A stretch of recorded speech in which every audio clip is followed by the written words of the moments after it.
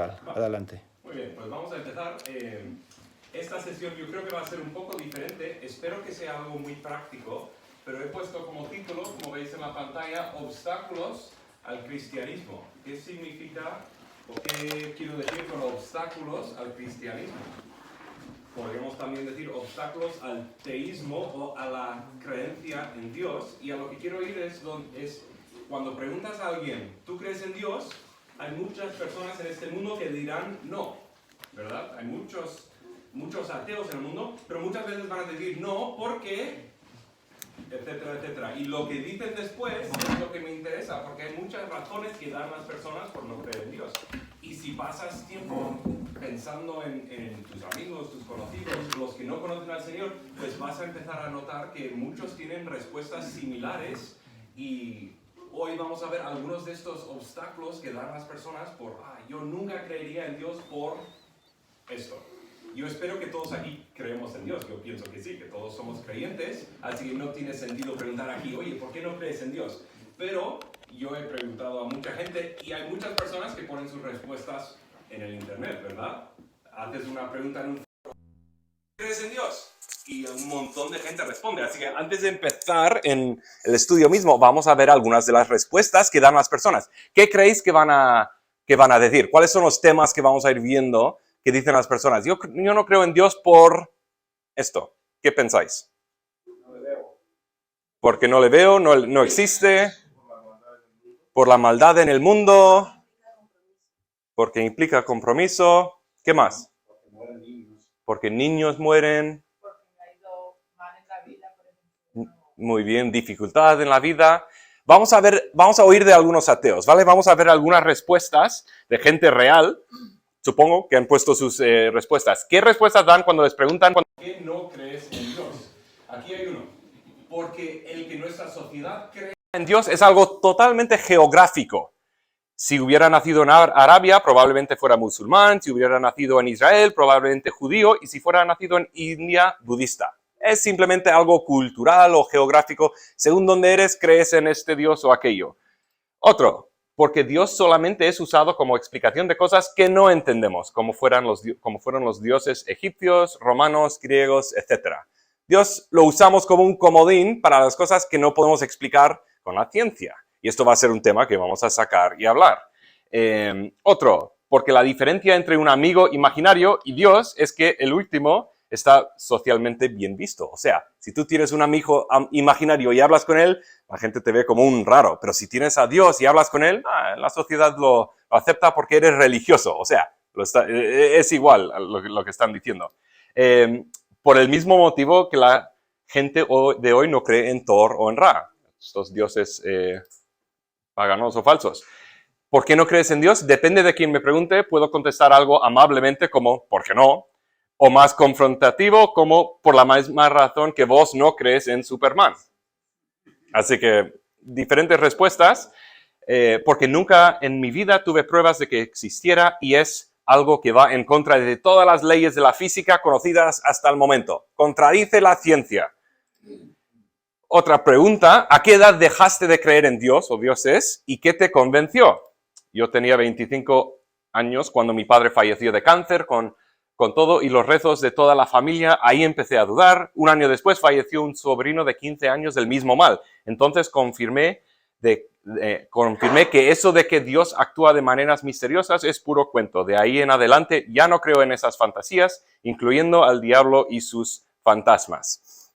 Y luego aquí hay uno que ya es un poco más confrontativo, un poco más atacante. Dice, si adoras a un Dios que crees que enviará a cualquiera, bueno o malo, al tormento eterno, entonces eres un monstruo que merece el desprecio. Esto se aplica a la mayoría de los cristianos y por esa razón tengo cero respeto por ellos. Solo puedo respetar a estos pocos misoteístas que creen en Yahweh pero no lo adoran y más bien lo consideran como una deidad corrupta y depravada. ¿Habéis conocido gente así que tiene un odio en su corazón contra Dios? Yo conozco una amiga, una amiga que sacas ese tema y ves, tiene un enojo contra Dios. En concreto, saqué algo más de la conversación, alguien le responde a su pregunta y dice, lo entiendo, pero debe ser agotador faltarle el respeto a tanta gente todo el tiempo.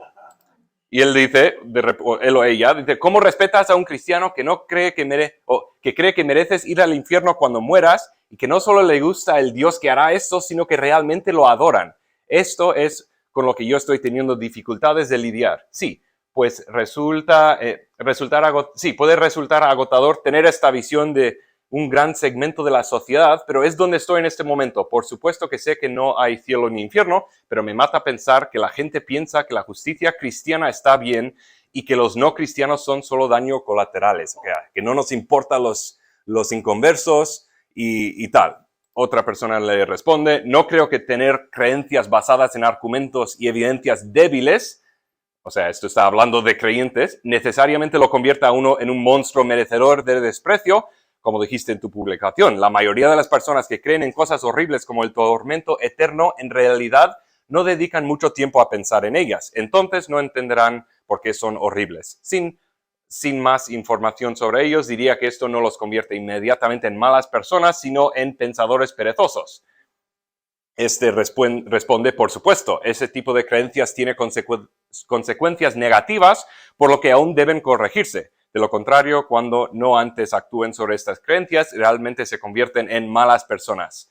Y luego, el último tema, esto es un aspecto crucial o adoctrinamiento infantil. Muchas de estas personas son solo pensadores perezosos que nunca han pensado realmente en cuál terrible es la tortura eterna, lejos de lo que la religión les ha enseñado a aceptar. O sea, no han pensado en las implicaciones, simplemente lo aceptan ciegamente. Y aquí saca el tema de adoctrinamiento, que han sido adoctrinados en este tema y que no piensan por sí. Ahora, esto es lo que los ateos, los que muchos piensan de nosotros como creyentes.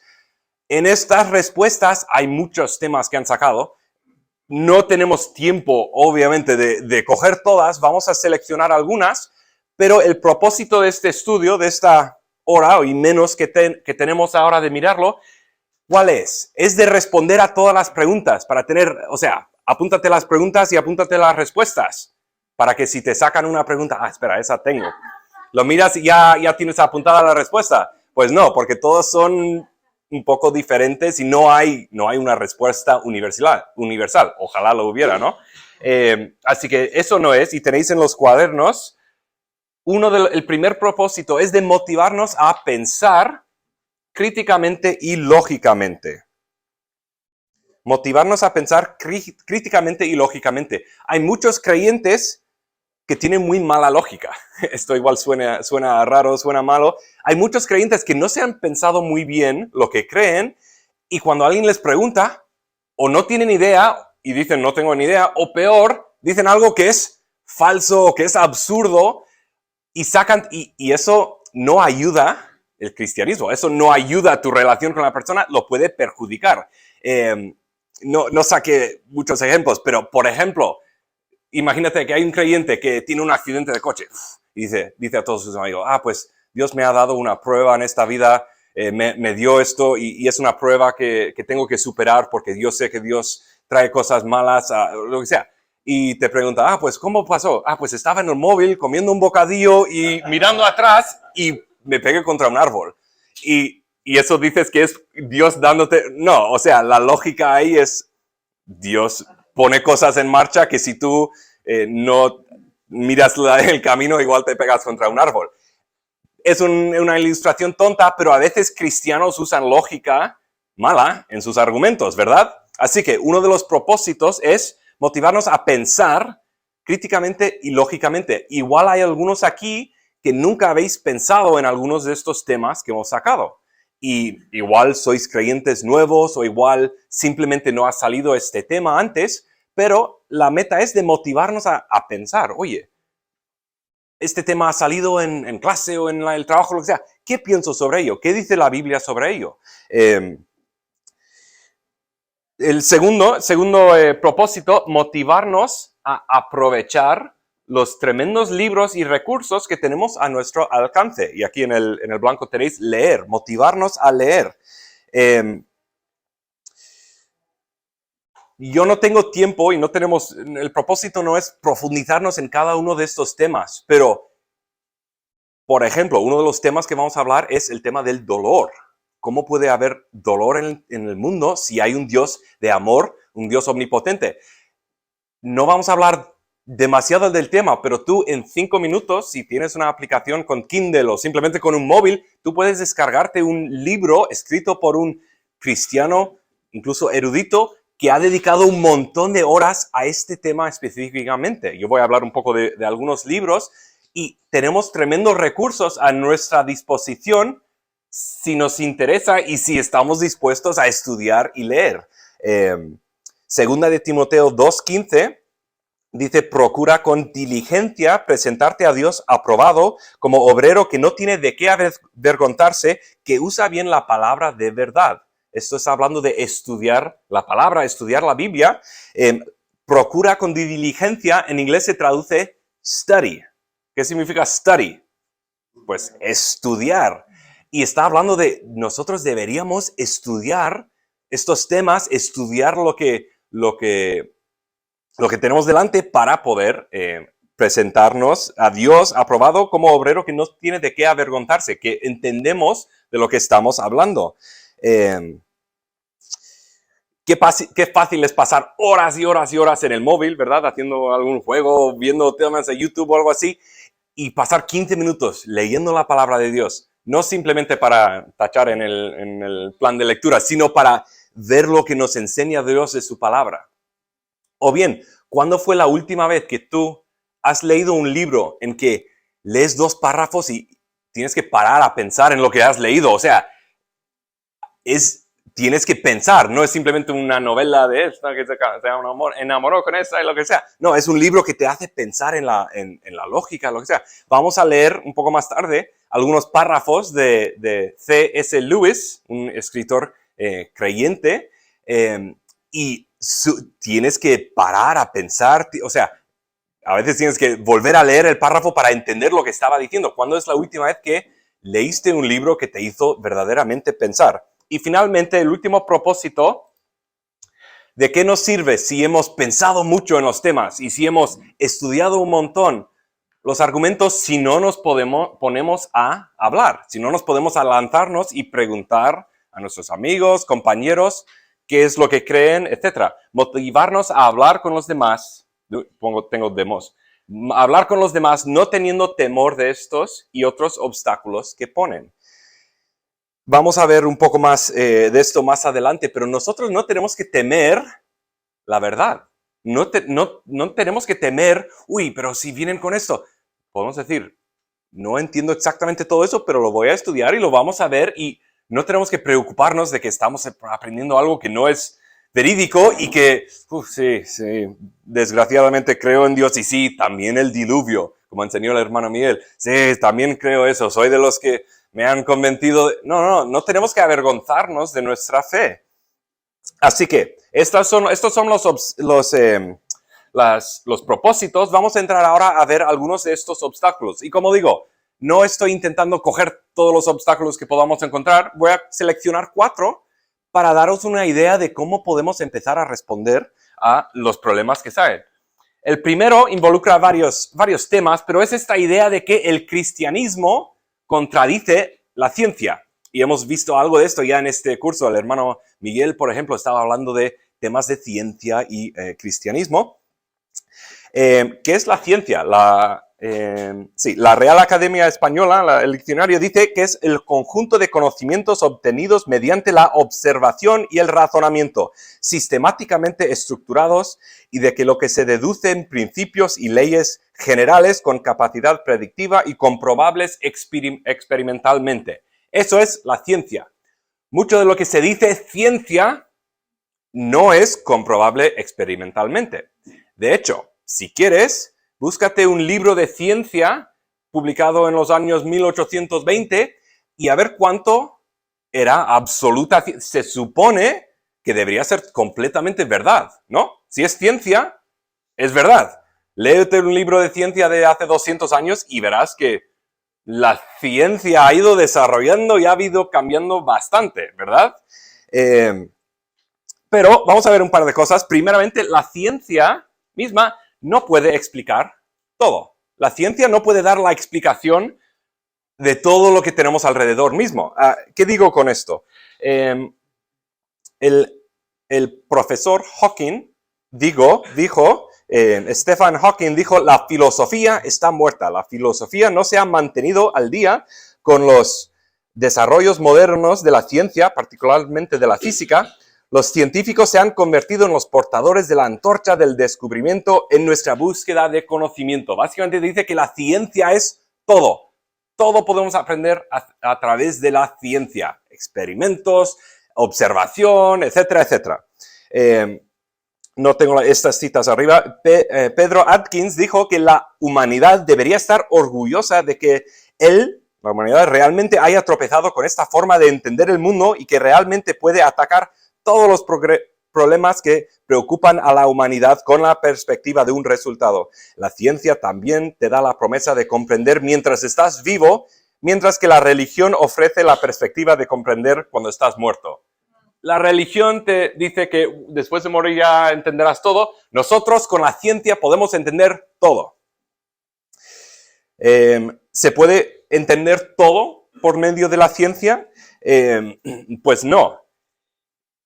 Una pregunta, por ejemplo, ¿cuál es el valor de un ser humano? Buena pregunta. A ver, con la ciencia lo podemos comprobar. ¿Cuánto vale un ser humano? Imagínate que viene a esta puerta y toca a alguien y es un doctor súper famoso que está desarrollando cada día un montón de curas para enfermedades de los cuales están muriendo montones de gente y está salvando tremendamente un montón de vidas. Pero tiene un problema. Su corazón le está fallando y necesita inmediatamente un donador. Y vamos a escoger a alguien, pues Iñaki. Tienes un corazón perfectamente sano, sería bueno pues donar su corazón para este doctor porque salvaría un montón de vidas y eso sería lo mejor que hacer en este momento, ¿verdad? ¿De acuerdo? Sí, ¿no? Sí, o sea, eso es lo mejor. ¿Cuánto vale un ser humano? Pues más si está salvando vidas y menos si Iñaki, ¿cuántas vidas has salvado? Bueno, igual no tantos por ahora. Pero bueno, es una ilustración un poco tonta, pero hay algunas preguntas que van un poco más allá de la ciencia. La ciencia puede decir, pues no sé, un brazo para una cirugía puede valer tanto. O sea, no se puede comprobar el valor de un ser humano a través de meramente la ciencia. Puedes ver qué es lo que produce el ser humano y un economista igual dice, pues seres humanos pueden producir esta cantidad de euros para el país o lo que sea, pero eso no responde a la pregunta de cuál es el valor de un ser humano. Tengo una cita aquí, lo voy a saltar. Intentar explicar todo con la ciencia y nosotros creemos que el mundo se ha creado por Dios, ¿verdad? De alguna manera u otra, estas montañas que vemos en la foto anterior han llegado a ser. Pero intentar explicar cómo llegaron a ser a través de la ciencia sería como coger un retrato, digamos que la Mona Lisa, que nadie conoce, ¿no? Nadie usa esta ilustración. Coge la Mona Lisa y averigua cuántos años tenía Da Vinci, pues cuando lo dibujó. O qué estaba pensando cuando le puso esa media sonrisa y no estaba pues con cara más alegre o lo que sea. O sea, hay cosas fuera del retrato que no puedes entender. De igual manera, nosotros estudiando el mundo, estamos aquí metidos en el mundo, estamos en el retrato, no podemos entender todo lo que está fuera. ¿Entendéis? La ciencia no puede explicar todo. Por ejemplo, la verdad, ¿por qué es bueno? Los científicos, si el naturalismo, si solo venimos de los monos, evolucionando, ¿por qué es bueno buscar la verdad? ¿Por qué no sería mejor buscar lo que mejor nos lleva a otra cosa? Lo que más nos da gozo, por ejemplo, o felicidad, o cualquier otra cosa. ¿Por qué es bueno buscar la verdad? La ciencia misma se basa en que la verdad es bueno, ¿verdad? O sea, esa es una idea muy importante, pero ¿cómo sacamos esa idea de que la verdad es algo bueno? ¿Se necesita fe para la ciencia? ¿Necesitas tener fe para ciencia? Se supone que no, ¿verdad? La fe está aquí, fe es lo que creen los religiosos, lo que sea, y la ciencia es lo que es comprobable, lo que no tienes que tener fe, lo crees porque es verdad, es comprobable, vale, de acuerdo. Aquí tengo una lista, es de Wikipedia, se llama en inglés Lista de Scientific Misconduct Incidents, que es una lista de incidentes de mala conducta científica. Y voy a leer un par de los primeros y luego te enseñaré cuán largo es la lista. Por ejemplo, y hay en áreas de biología, biomedicina, química, ciencias de computación, matemática, filosofía, física, ciencias sociales, etc. Hay un montón de categorías y va mostrando. Por ejemplo, Bhagat Agarwal, ex profesor distinguido de este centro de cáncer en Universidad de Texas, renunció a su cargo después de que se descubriera un fraude en 65 artículos publicados por él en el área de curcumina como tratamiento para el cáncer. A partir del 2022, a Agarwal se le han retractado 30 de sus trabajos de investigación, otros 10 han recibido una expresión de preocupación y otros 17 han sido corregidos. Ese es el primero. Otro. Sí, exacto. Anna Ahamausto de Australia renunció a su puesto en el Baker Heart y Diabetes Institute, bla, bla, bla, después de admitir que fabricó datos en un ensayo de medicamento para la presión arterial ramprina que analizó si el Ramipril podía reducir el dolor en personas con enfermedad tal y cual. Otro, el siguiente, Elías, bla, bla, bla, era un médico que se hacía pasar por investigador de biomedicina, ha plagiado hasta 60 artículos en el campo de investigación de cáncer, muchos con coautores inexistentes. O sea, hizo estos artículos, puso un montón de coautores que no existían y publica un montón de papeles científicos. La lista, ves ahí que empieza, yo leí los primeros 3, tuve que ponerlo en pequeño y poner varios. Y ahí está algunos de los actos de malconducta científico.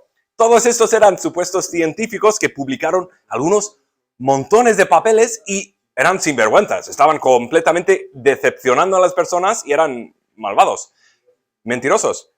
Pero hay algo en la ciencia deseamos encontrar la verdad. Pero ¿por qué es bueno la verdad? ¿Por qué estos no están avanzando su causa? Seguramente recibieron un montón de dinero a sus investigaciones, etcétera, etcétera, pero todos entendemos que no es, o sea, que hay algo por encima, deberíamos buscar la verdad. Esto no es para poner en duda lo que creen los científicos, o sea, esto no es para poner en duda la clasificación de ciencia, pero hay sus limitaciones. Tenemos que tener fe que los científicos están diciendo la verdad, ¿verdad? Si es comprobable experimentalmente, tú no tienes acceso al laboratorio, o sea, alguien tiene que creer a alguien, ¿verdad?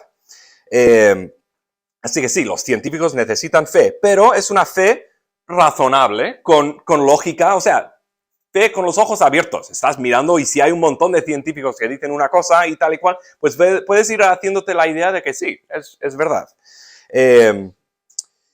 Vale, los científicos entonces necesitan fe, ¿verdad? O sea, para la ciencia hay que tener algo de fe. ¿Qué de los ateos? Los ateos necesitan fe. ¿Qué va? Y aquí llegamos a otro tema. Algunos ateos dicen, tú les dices, pues tú crees eso, y ellos dicen, espérate. Y como que se ponen arriba en un pedestal así, y dicen, yo no creo, el ateísmo es la ausencia de fe en Dios. Yo simplemente no creo en Dios. Yo no tengo que comprobar mis ideas, yo no tengo que comprobar nada. El ateísmo no es una religión, no es una creencia, es simplemente no creo Dios. No hay Dios, así que soy ateo. No tengo que comprobar nada. Y desde arriba pueden tirar, el ejemplo que vi en el libro era tirar piedras a todas las demás religiones que estaban argumentando y dando. Ellos no tienen que comprobar nada, no hay nada que decir. Es ausencia o es carencia de fe en Dios. Vale, sí. ¿Qué significa el ateísmo? Un ateo es que no creo en la existencia de Dios o que lo niega. Así que quiero comprobar que el ateísmo también es una religión. O sea, no es simplemente, no creo en nada. No tengo que comprobar nada. Vamos a ver, como digo, ateo, el que no cree en la existencia de Dios. Vamos a hacer una pequeña prueba y a ver si los siguientes fotos son ateos o no, ¿vale? Richard Dawkins, esta persona aquí, ¿es un ateo o no? ¿Lo podemos comprobar? Pues a ver.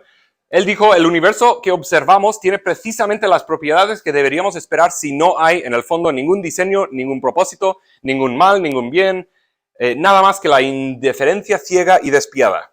Vale, ateo, ¿verdad? Sí. Este siguiente. Ernest Hemingway, ¿es ateo o no? Pues dijo, todos los hombres pensantes son ateos. Vale, él dijo, todos los hombres pensantes son ateos, se supone que es ateo. Vale. Ahora, el siguiente, y no os riáis, ¿vale? Esto va en serio. ¿El siguiente es un ateo o no? No cree en Dios, ¿verdad? Si un ateo simplemente es algo que no cree en Dios, un mono cree en Dios. No, pues mira, otro ateo. Una piedra, es un ateo. Lo digo un poco en broma, pero el ateísmo es mucho más que simplemente, no creo en Dios.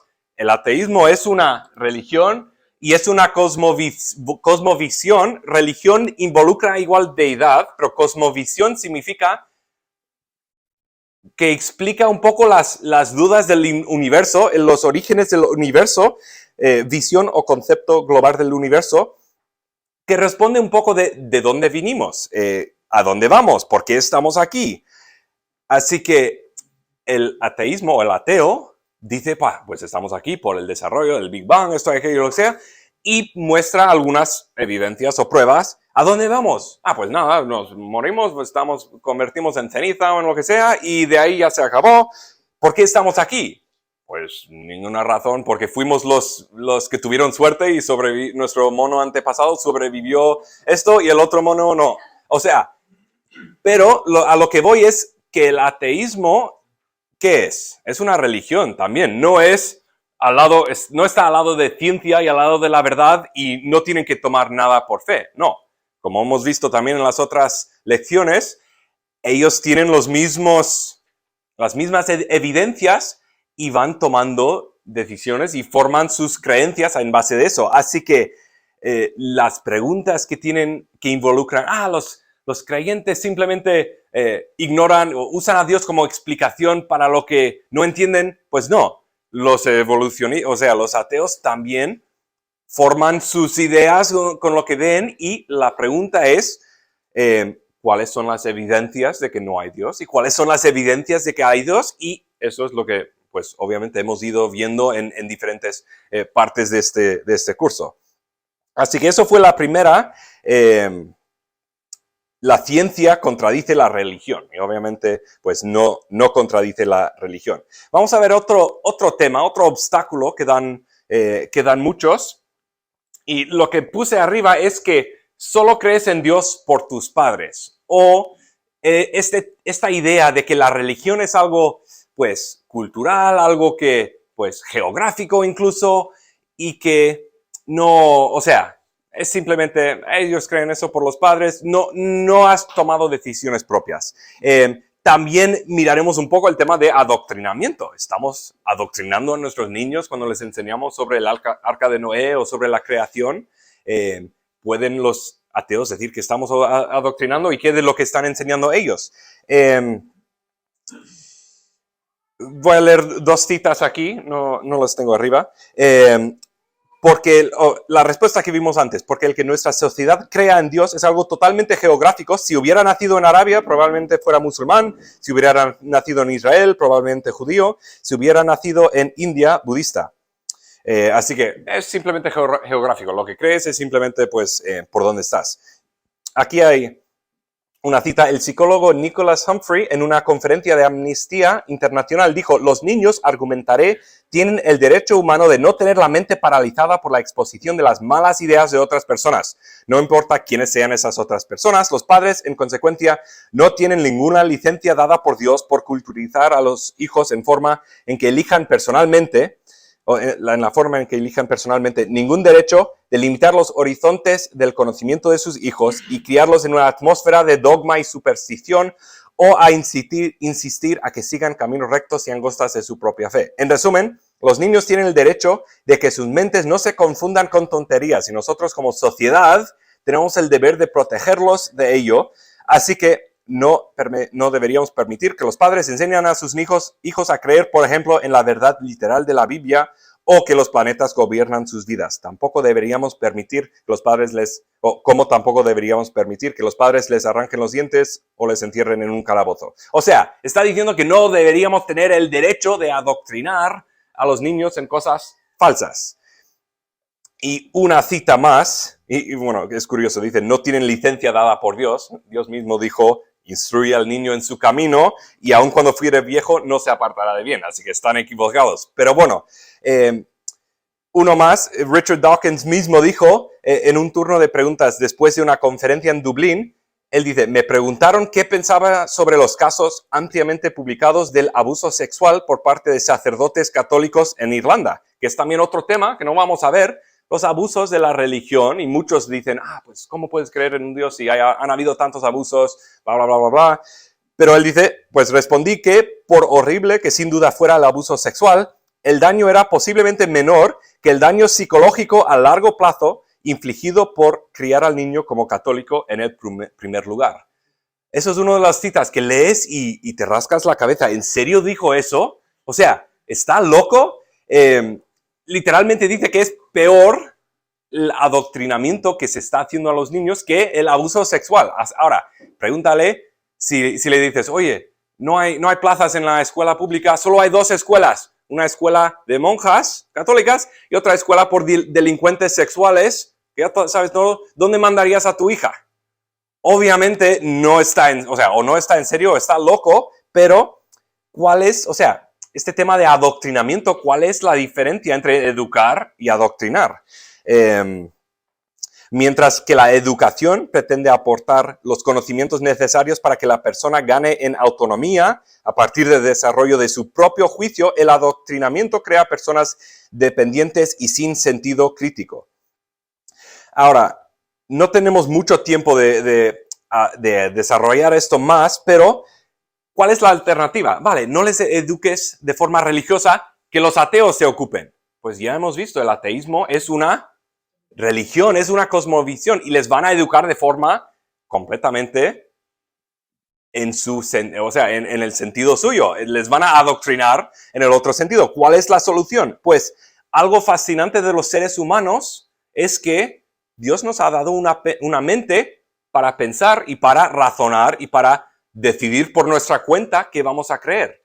Ahora, ¿cuántos aquí han conocido al Señor como la primera generación? O sea, vuestros padres no conocían o no conocen al Señor. ¿Cuántos así son creyentes de primera generación? Más o menos la mitad, que según entiendo es bastante normal. Y eso en sí dice mucho, porque muchísimos creyentes vienen a su fe a través de pensar y razonar, no simplemente porque tienen el privilegio de creer o de criarse en un hogar cristiano, pero funciona de la otra manera también. Cuando criamos a nuestros niños, a nuestros hijos, tenemos que reconocer, les estamos dando toda la verdad y toda la enseñanza que podemos, pero es sumamente importante enseñarles a pensar, a enseñarles a razonar, porque si no, en cuanto salgan de casa, se van a enfrentar con todo lo que enseña el mundo y sí o sí van a tener que tomar sus propias decisiones, ¿verdad? Y por eso cada persona delante de Dios tiene la responsabilidad de buscar a su creador y de creer lo que va a pensar. Así que no estamos adoctrinando a nuestros niños, estamos más bien enseñándoles a pensar.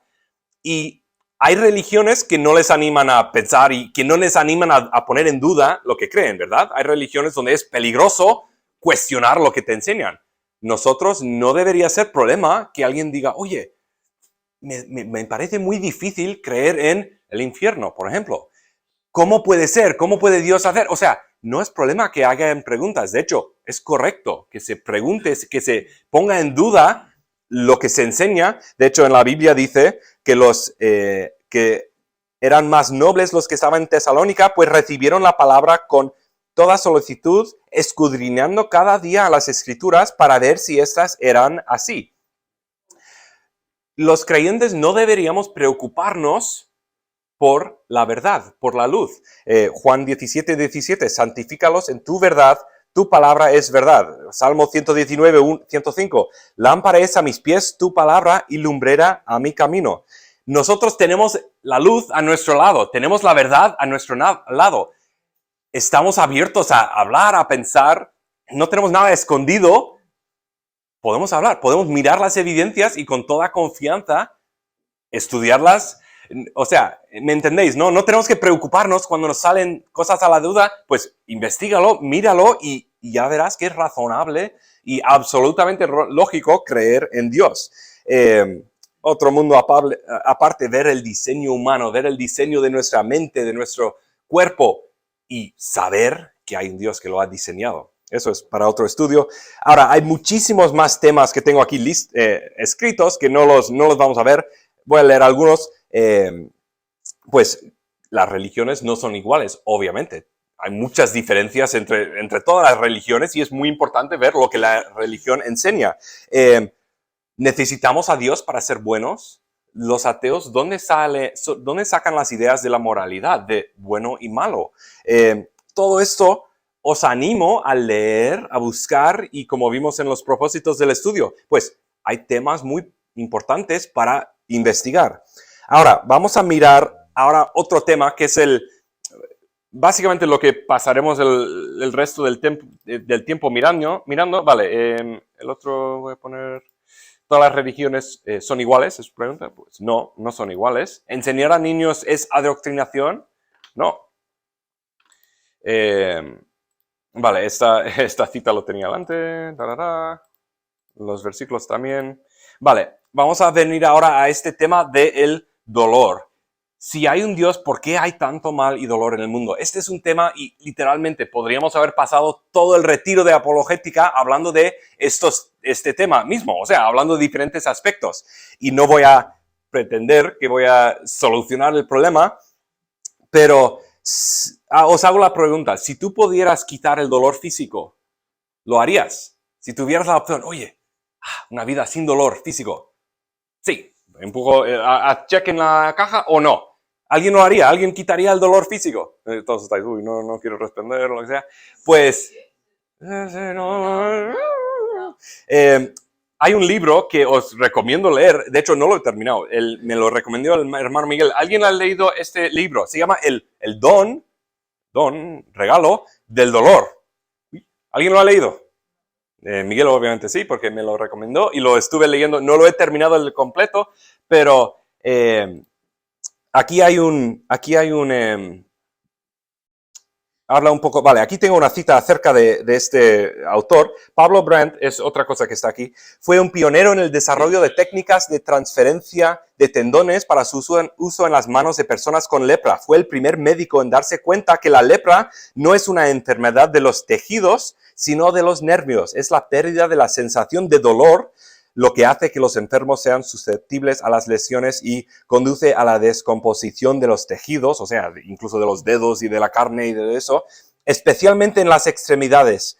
Pablo Brandt contribuyó ampliamente a los campos de la cirugía de la mano y de la terapia de la mano a través de sus publicaciones y conferencias. Escribió libros autobiográficos populares sobre su infancia y el trabajo misionero de sus padres y su filosofía sobre las valiosas propiedades de dolor.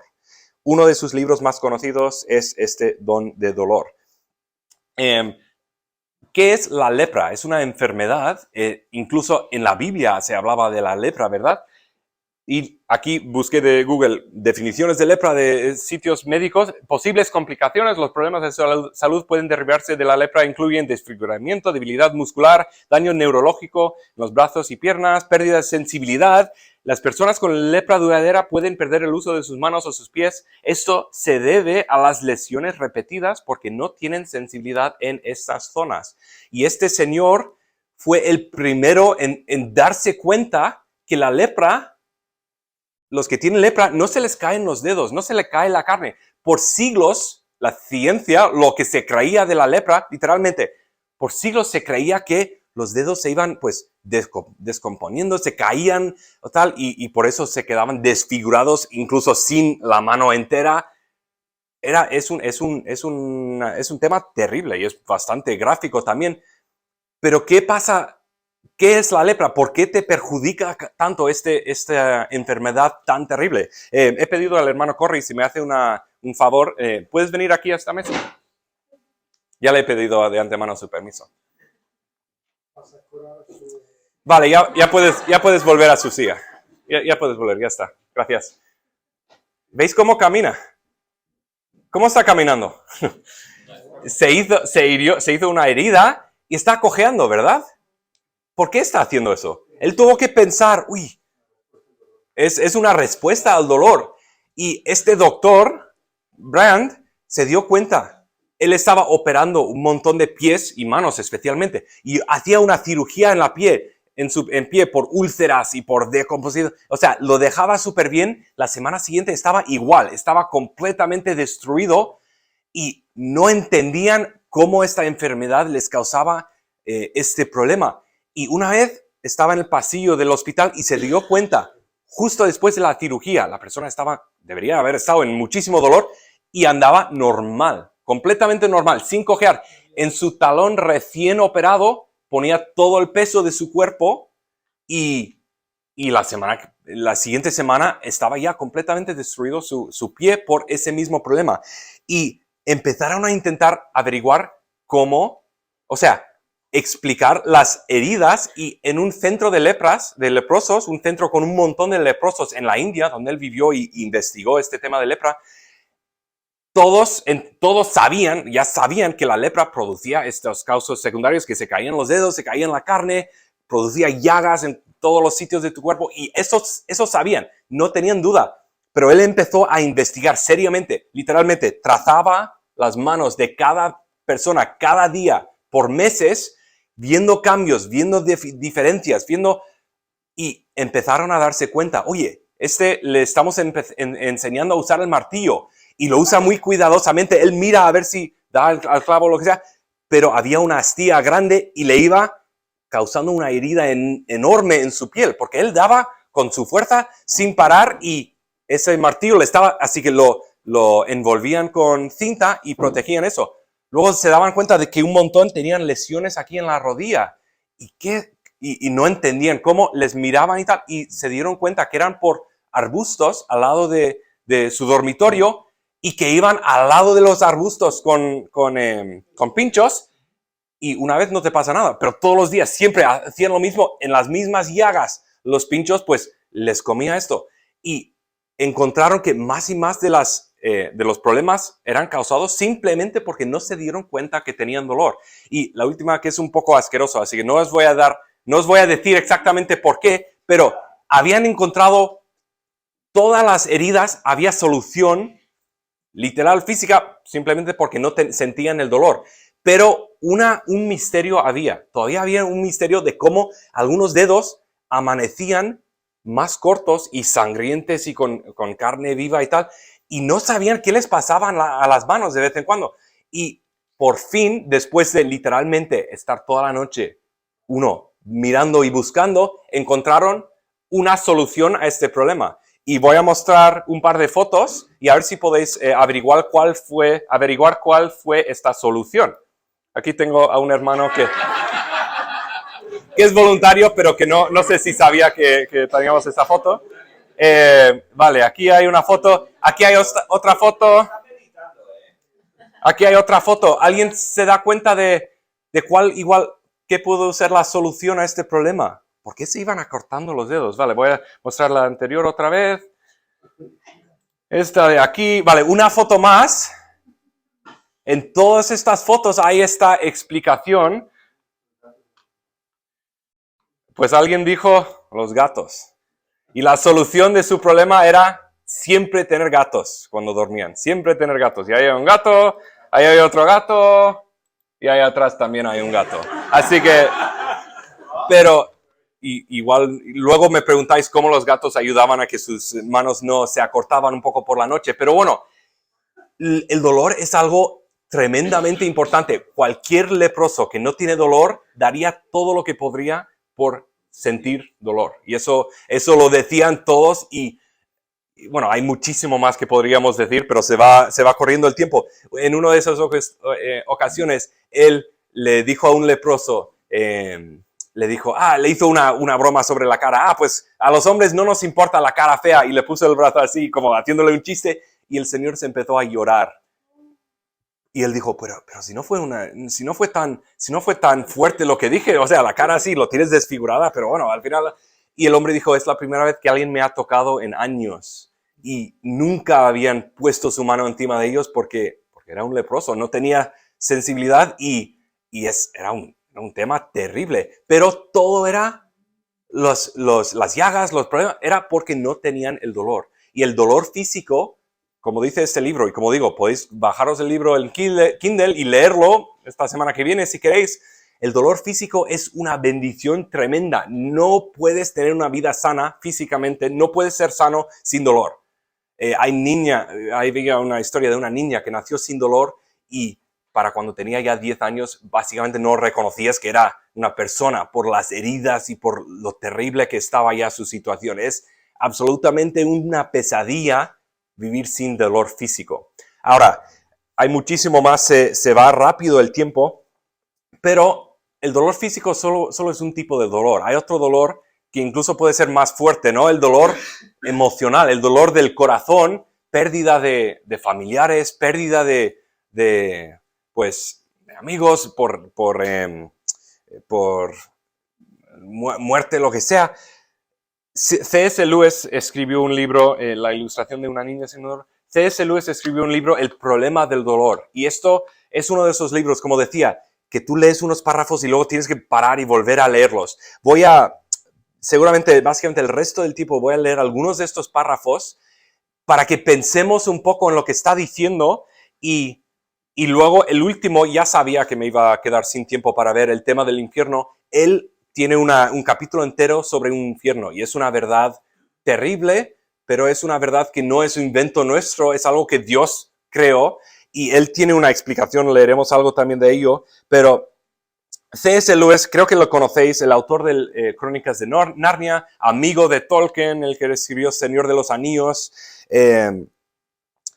Aquí unos párrafos de él y, como digo, lo voy a leer un poco sin explicación y es simplemente para dar un poco de la idea de cómo es leer un libro donde hay que pensar, donde razona y hay que intentar seguir su hilo. Dice, Dios no hubiera tenido la menor dificultad, sin duda alguna, en borrar milagrosamente las consecuencias del primer pecado cometido por un ser humano.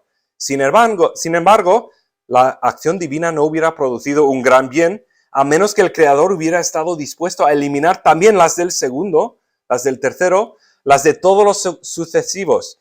Y si dejara de producirse el milagro, alcanzaríamos antes o después nuestra lamentable condición presente. Si no lo hiciera, el mundo sostenido y corregido, si siempre siguiera haciendo eso, el mundo sostenido y corregido continuamente por intervención divina, sería el universo en que nada importante dependería de la elección humana, en el que la certeza de una de las aparentes alternativas no conduciría a parte ninguna, es decir, no sería realmente una alternativa. Haría desaparecer la propia elección. Como hemos tenido ocasión de ver, la libertad del ajedrecista para jugar al ajedrez depende de la exactitud de las casillas y de los movimientos. ¿Entendéis lo que decía? Si Dios hubiera simplemente perdonado el primer pecado, borrado los resultados, ¿qué del segundo? Pues borra ese también. Y al final, acciones, no tenemos libre albedrío, ¿verdad? No tenemos consecuencias de nuestras acciones. Y Dios podría... tengo que decidir dónde leer porque hay mucho aquí. Voy a saltarme mucho de esto porque queda poco tiempo. Como digo, hay párrafos que va describiendo por qué el dolor emocional, el dolor del corazón, es lo más importante para nuestra vida para darnos cuenta que tenemos un vacío en nuestro corazón. Darnos cuenta que hay mucho más allá de el placer. Y si piensas en una persona sin dolor físico, eso es lo mejor que hay. No. Es tan importante para todas las otras sensaciones, el tocar, el placer, todo lo demás. Es tan importante el tacto. El dolor es también parte del ser humano y el dolor emocional es una parte importantísima de nuestro ser y nos muestra que necesitamos a Dios. Vamos a saltarnos, como digo, volver a leer esto. Hay un PDF online que tiene este libro entero, gratis, lo podéis leer esta misma noche si queréis.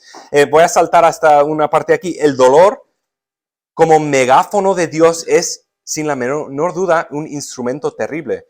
Puede conducir a una definitiva y contumaz rebelión, pero también puede ser la única oportunidad del malvado de enmendarse. El dolor quita el velo y coloca la bandera de la verdad en la fortaleza del alma rebelde. Si la primera y más humilde operación del dolor destroza la ilusión de que todo marcha bien, la segunda acaba con el sueño de que todo cuanto tenemos, sea bueno o malo, es nuestro y resulta suficiente para nosotros. Todos hemos observado cuán difícil nos resulta dirigir el pensamiento a Dios cuando todo marcha bien. Todos tenemos lo que deseamos, es una afirmación, todos tenemos lo que deseamos, es una afirmación terrible cuando el término todo no incluye a Dios. Cuando Dios es visto como un obstáculo. San Agustín dice al respecto en alguno de sus obras, Dios quiere darnos algo, pero no puede porque están llenas nuestras manos, no tiene sitio en que poner sus dádivas. Vamos a sacar, ¿qué otro favor puede hacer Dios a favor nuestro? Salvo que hacernos un poco menos agradable con nuestra propia vida y eliminar las fuentes engañosas de la falsa felicidad. Precisamente en este instante, en el momento en que la providencia divina parece ser más cruel, es cuando la humillación divina, la condescencia del Altísimo merece mayores alabanzas. Y aquí voy a saltar un montón de párrafos también. Dice, llamo a esto la humildad divina, pues es mezquino arriar la bandera ante Dios cuando el barco está hundiéndose.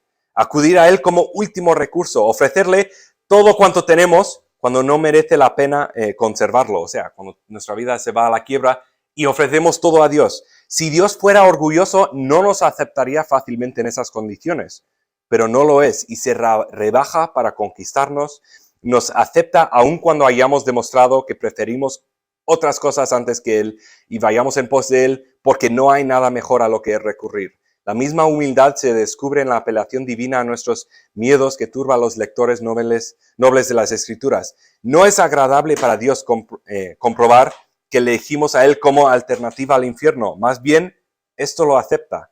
La ilusión de autosuficiencia parece que la criatura debe ser destruida por su propio bien. Y Dios, sin pensar en la disminución de su propia vida, la destruye mediante desgracias de la tierra o temor, sufriendo mediante el miedo cruel en fuego. Voy a dejarlo por ahí.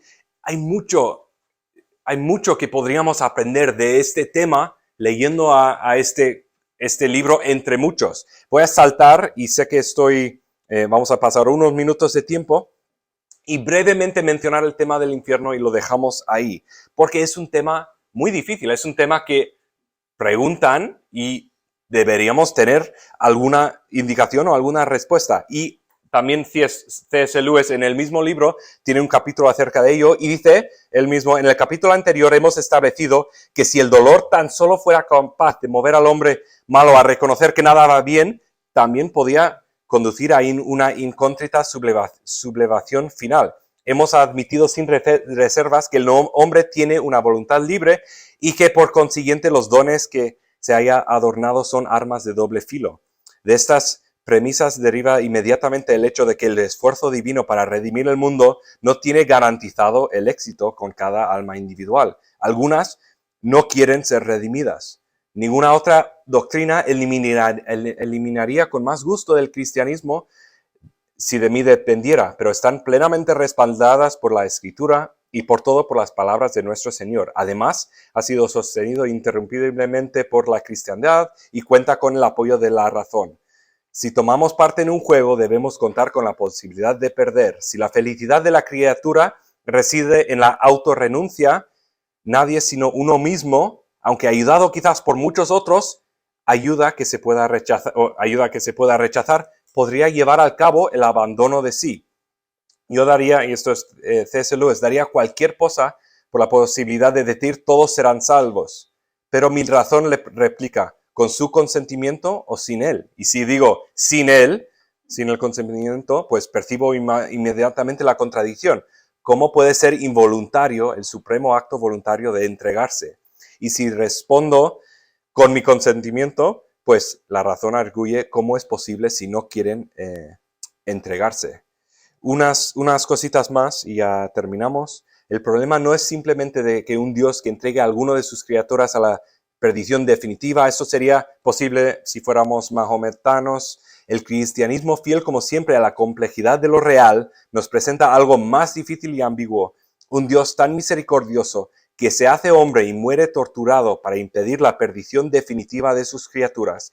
y que cuando fracasa este heroico remedio, parece remiso o incapaz de detener la ruina mediante un acto de nuevo poder. Hace un momento he dicho con ligereza que haría cualquier cosa por eliminar esta doctrina. Mentía, no podría hacer ni la milésima parte de lo que Dios ha hecho para suprimir el hecho.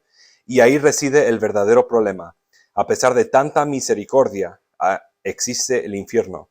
No voy a tratar de demostrar que es una doctrina tolerable, no nos engañemos, no es tolerable, sino, sin embargo, mediante la crítica de las objeciones hechas o sentidos contra ella, se puede mostrar a mi juicio que se trata de una doctrina moral. Y aquí entra y habla de la doctrina del infierno y, como digo, no tenemos tiempo de mirarlo, voy a poner en la pantalla brevemente las 4 objeciones comunes a esta doctrina, y él entra en cada uno y habla de ello. Y merece la pena leerlo. Si nunca has leído sobre este tema, léete este libro, La idea de castigo retributivo, la desproporción entre condena eterna y el pecado transitorio, intensidad de los dolores del infierno, gozo en el cielo con conocimiento del infierno, y también la derrota de la omnipotencia. Un párrafo más y con eso terminamos. La respuesta a quienes critican la doctrina del infierno es a la postre una nueva pregunta. ¿Qué pedimos que haga Dios? ¿Que borre los pecados pretéritos y permita a todo trance un comienzo nuevo, allanando las dificultades y ofreciendo ayuda milagrosa? Pues es precisamente lo que hizo en el Calvario. Perdonar, hay quienes no quieren ser perdonados. Abandonarles, pues mucho me temo, hay que esto es lo que hace. Y termino con una advertencia, dice Lewis. Para dar a las mentes modernas la posibilidad de entender estas cuestiones, me he aventurado a introducir en este capítulo una imagen de un tipo de un hombre malvado susceptible a ser percibido sin dificultad por la mayoría de nosotros como realmente malvado. Hablo de un malvado que merece algo de justicia al menos. Pero cumplida su tarea, cuanto antes se olvide esta imagen, mucho mejor. En cualquier tratamiento del infierno, no solo deberíamos tener presente la posibilidad de que se condenen nuestros amigos o nuestros enemigos, pues ambas eventualidades inquietan nuestra razón, sino también la que nos condenemos nosotros mismos. En este capítulo no se ocupa de nuestra esposa, de nuestros niños, ni de Nerón, ni de Judas Iscariote, sino de ti y de mí. Y ahí vamos a dejar este estudio. Es un tema muy fuerte, es una pregunta muy común, y merece tiempo estudiarlo y merece tiempo mirarlo. Volviendo al propósito, pensar, leer y luego hablar. Lo dejamos así para esta noche y terminamos en oración. Vale. No, Sí, termina tú. Déjame resaltar una cosita. Sí. Gracias, Dani. Nada más quisiera aclarar para algunos de los jóvenes el tema, volviendo al tema que dijo del dolor. ¿Recuerdas que al principio estaba dando ilustraciones de gente que dice, un Dios que permita el dolor, no lo quiero ni saber, eso es... Pero luego vimos en la vida natural y física, es precisamente el dolor que nos salva la vida, ¿no? Entonces, si vemos eso de forma emocional y espiritual, el dolor que Dios permite puede ser la salvación del que lo ve bien, el que lo mira bien. El que lo mira mal, como esas fotos que mostró de gente que ve el dolor y dice, yo un Dios así no lo quiero, es responder incorrectamente a lo que si respondes correctamente te salva la vida, el dolor, ¿no? Desde la caída del hombre el dolor ha sido, pues como dice, un don, un regalo. Y físicamente el que no tiene dolor, como nos mostró, nos habló gráficamente, te mata. No tener dolor te mata pronto.